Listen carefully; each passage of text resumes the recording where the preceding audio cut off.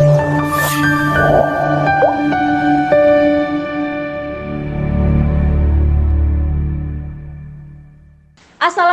warahmatullahi wabarakatuh. Salam Om Swastiastu, Namo Buddhaya, dan salam kebajikan. Ekonomi dunia turun akibat pandemi datang. Investor geram, saham tak menjulang tinggi. Jaya Makmur datang membawa terang, investor tenang karena solusi kami. Selamat pagi, siang, dan malam para dewan juri dan rekan investor sekalian yang sedang menyaksikan presentasi dari tim kami yaitu Jaya Makmur Capital. Perkenalkan, saya Siti Nuryana serta kedua rekan saya yaitu Resandi Zaki Panuntun dan Fadlan Bani Firmansyah. Pada presentasi kali ini, kami akan membahas mengenai emiten PT Medika Loka Hermina Tbk dengan kode saham HIL.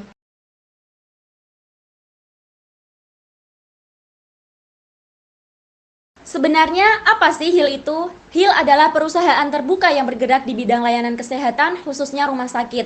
Mungkin Bapak Dewan Juri dan rekan investor sekalian pernah dengar nih rumah sakit Hermina atau bahkan pernah menjadi pasiennya. Nah, itu dia perusahaan rumah sakit swasta yang sedang kita bahas. HIL sendiri mempunyai segmentasi dan positioning pada wanita dan anak-anak kelas menengah. Sebesar 2,85 triliun pendapatan HIL berasal dari rawat inap dan sebesar 1,5 triliun berasal dari rawat jalan. Nah, karena HIL ini mempunyai banyak cabang, sebesar 3,9 triliun berasal dari Pulau Jawa, 211 miliar dari Kalimantan serta Sulawesi, dan 326 miliar dari Sumatera. Untuk persebaran saham HIL sendiri, sebesar 53,15% dimiliki oleh masyarakat dan sisanya sebesar 46,85% dimiliki oleh manajemen HIL. Terdapat 7 orang pemegang saham dari manajemen HIL dengan yang tertinggi dari Bapak Yuli Sarhiyat dengan persentase kepemilikan sebesar 11,77%.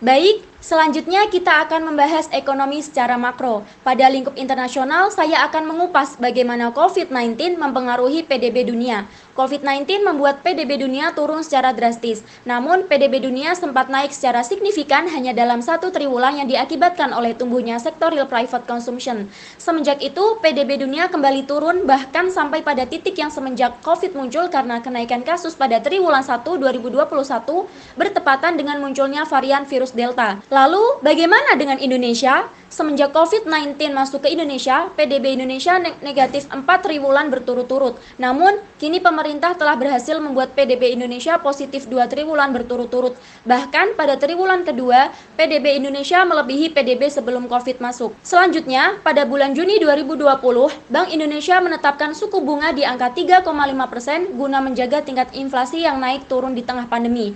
Dengan ini dipastikan nilai tukar rupiah akan stabil pada beberapa tahun mendatang.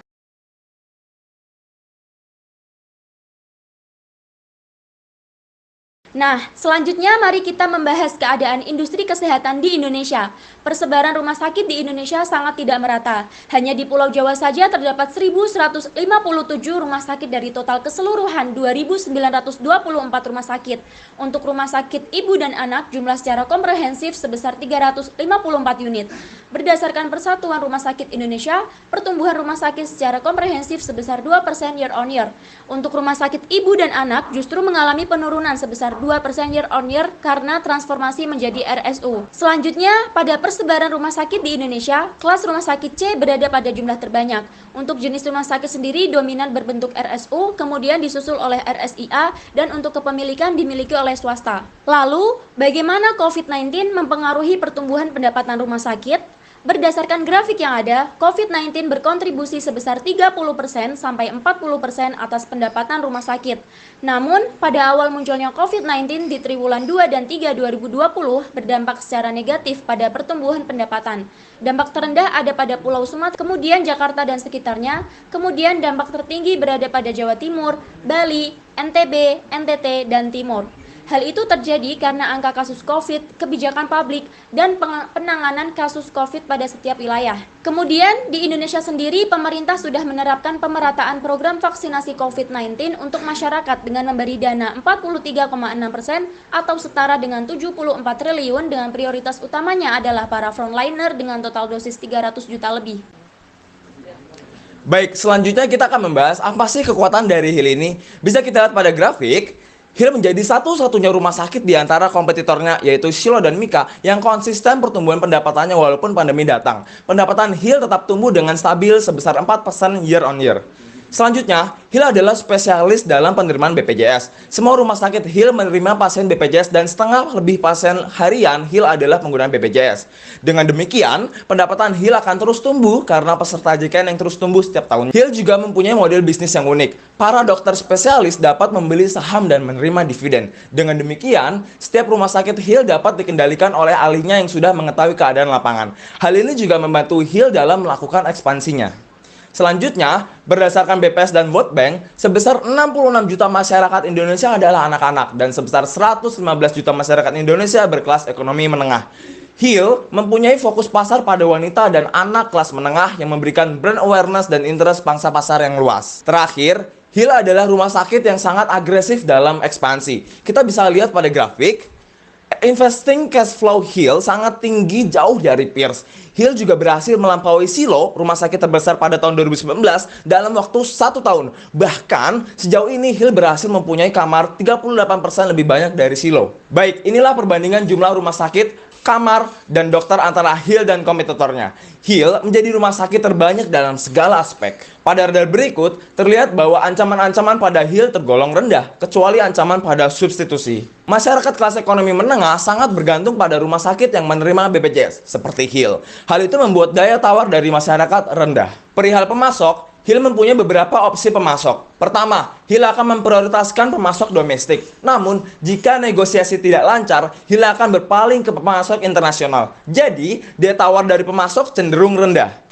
Untuk ancaman pengganti tergolong tinggi karena banyak platform online yang memudahkan masyarakat untuk konsultasi bahkan rawat jalan. Hill sendiri mempunyai aplikasi, tetapi dilihat dari jumlah download dan reviewnya, awareness dan interest masyarakat masih sangat rendah. Untuk intensitas kompetitor di industri kesehatan cenderung rendah karena Hill menang dalam beberapa aspek seperti pertumbuhan pendapatan, ekspansi, pangsa pasar, dan kuantitatif. Namun, sejauh ini Hill masih belum mempunyai rumah sakit kelas A seperti Shiloh.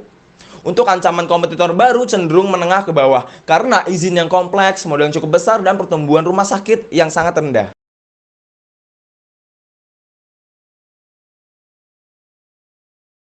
Dalam berinvestasi pada Hill, terdapat 4 hal yang perlu diperhatikan, yaitu risiko ketergantungan utang, penjualan, kompetitor, dan regulasi. Risiko yang perlu dipertimbangkan adalah risiko ketergantungan utang. Berdasarkan grafik, dapat dilihat bahwa liabilitas jangka panjang dan debt ratio selalu bertumbuh setiap tahunnya. Ekspansi agresif Hill yang berbasis utang menjadi risiko yang cukup rentan. Selanjutnya, terdapat risiko penjualan karena COVID-19 berkontribusi atas 30% pendapatan Hill. Sebesar 17% berasal dari PCR dan rapid test. Dengan demikian, penurunan kasus COVID-19 menjadi ancaman terhadap pendapatan Hill. Selanjutnya ada risiko regulasi. Karena setengah lebih pasien Hill menggunakan BPJS, perubahan regulasi perihal klaim akan mempengaruhi operasional perusahaan. Terakhir, risiko persaingan. Risiko ini cenderung rendah karena Hill menjadi market leader berdasarkan jumlah unit. Hill menjadi rumah sakit terbanyak dalam hal jumlah rumah sakit, kamar, dan dokter di antara kompetitornya.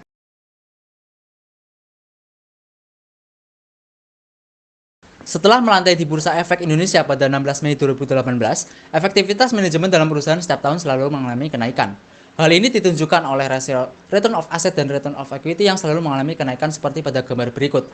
Dari rasio tersebut menandakan manajemen mampu mengelola aset dan ekuitas perusahaan untuk mendapatkan return yang diharapkan dengan efektif semenjak IPO. Hill selama tahun 2020 mengalami kenaikan laba bersih sebesar 646 miliar atau meningkat 87,73%. Hill melanjutkan aksi korporasi yaitu Management and Employee Stock Option program tahap 2 yang telah dilaksanakan mulai 15 November 2021 sampai dengan 10 Desember 2021. Aksi korporasi ini dinilai sebagai strategi jangka panjang dengan adanya peningkatan pendapatan selama 3 tahun terakhir sebesar 18,23%. Hill memiliki angka current ratio yang meningkat setiap tahunnya seperti pada gambar berikut. Semenjak IPO, current ratio Hill konsisten berada di atas angka 1 yang menandakan bahwa aset lancar konsisten mengalami kenaikan. Peningkatan current ratio ini juga disebabkan oleh liabilitas jangka pendek yang fluktuatif. Tahun 2020, Hill mengalami penurunan current ratio menjadi 1,522 kali yang disebabkan oleh peningkatan liabilitas jangka pendek berupa penerbitan obligasi berkelanjutan 1 Medikaloka tahap 1 tahun 2020 dengan nilai emisi sebesar 425,5 miliar. Hill memiliki rasio debt equity ratio seperti pada gambar berikut yang stabil cenderung mengalami kenaikan sejak IPO. Hal ini terjadi karena kenaikan ekuitas yang disebabkan adanya pengaruh dari kenaikan laba dari perusahaan di tahun sebelumnya. Perusahaan tetap memperhatikan kemampuan membayar bunga yang ditandai dengan rasio time interest earned sebesar 16,57 kali di tahun 2020, yang menandakan bahwa perusahaan tidak akan mengalami kesulitan dalam pembayaran bunga dari pinjaman perusahaan. Kami menganalisa tingkat potensi kebangkrutan Hill dengan menggunakan metode Altman score. Berdasarkan analisa ini, dengan menggunakan asumsi tahun 2020, Hill memiliki skor sebesar 2,9 yang menunjukkan bahwa Hill sekarang sedang dalam posisi yang aman dan memiliki potensi kecil untuk menghadapi kebangkrutan di masa yang akan datang. Dari segi technical analysis menunjukkan bahwa terdapat sinyal buy karena sudah adanya breakdown yang terjadi. Namun adanya break ini masih menunggu konfirmasi melanjutkan uptrend mingguannya atau tidak. Dari indikator moving average menunjukkan MA50 dan MA200 sudah ada perpotongan yang menandakan adanya golden cross. Dari indikator MACD menunjukkan hasil pergerakan yang sudah mengalami golden cross. Sedangkan indikator stochastic menunjukkan pergerakan sideways di angka 40 yang menandakan keadaan normal yang akan melanjutkan uptrendnya. Dari segi volume sudah mengalami volume breakout dari volume 20 yang menandakan sudah banyak investor yang membeli emiten ini. Kami merekomendasikan untuk buy di harga antara 1040 sampai dengan 1085 dengan titik take profit 1 di 1110, titik take profit 2 di 1280, all time high di sekitar 2010. Untuk titik stop loss berada di bawah 960.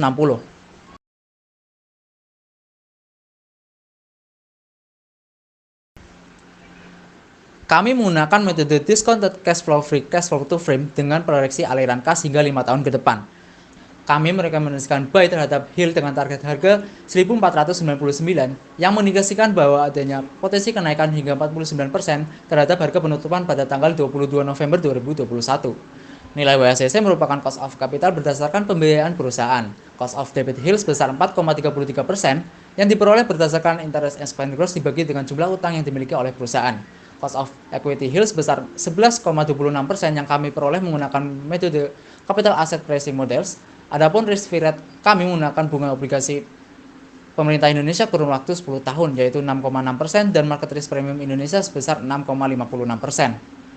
Kami menggunakan GDP Growth Rate Indonesia dari periode 2005 sampai dengan 2021 dan menghasilkan growth rate perusahaan Hill sebesar 1,26%.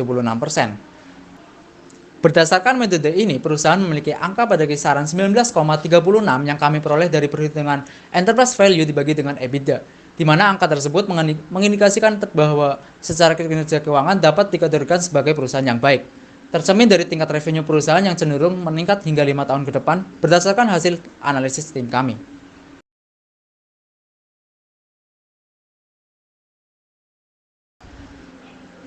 Kami memutuskan untuk merekomendasikan buy saham PT Medikaloka Hermina Tbk atau Hill. Pertumbuhan peserta JKN yang konsisten memberikan sentimen positif bagi Hill. Pada kuartal 3 2021, sekitar 50% lebih pasien Hill adalah peserta JKN. Model bisnis Hill bermitra dengan sekelompok dokter spesialis yang telah memiliki hubungan dengan fasilitas tempat yang membuat para dokter memberikan timbal balik berupa rasa kepemilikan pada perusahaan untuk mendukung keberhasilan strategi bisnis perusahaan jangka panjang. Konsistensi peningkatan laba bersih perusahaan membuat perusahaan melakukan ekspansi untuk peningkatan kapasitas rumah sakit, peningkatan peralatan medis, serta model kerja perusahaan dengan agresif. Selain itu, perhitungan forecast income statement dan forecast balance sheet diperkirakan Hill akan mengalami kenaikan pendapatan serta kenaikan aset dalam 5 tahun ke depan. Sekian analisis dari tim Jaya Makmur Capital. Wassalamualaikum warahmatullahi wabarakatuh.